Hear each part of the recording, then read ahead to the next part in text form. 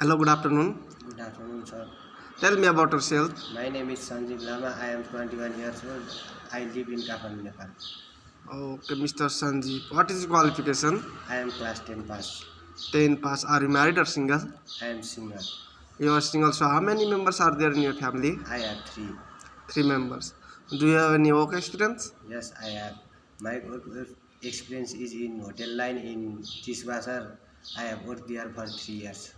3 years your experience in Yes. the dishwash. Yes. Okay, why you want to go to Romania? My family economy is low to raise my family economy. Okay, family Economy. condition low, economic condition low.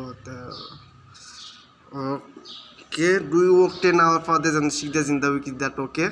Yes, okay. Okay, do you work 2 years continue in this company? Yes, I can.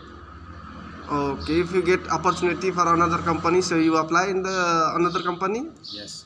Okay. You have any family problem if you go to Romania? No. Okay, do you smoke? No. Do you drink? No. Okay, thank you, Mr. Sanjeev. Welcome.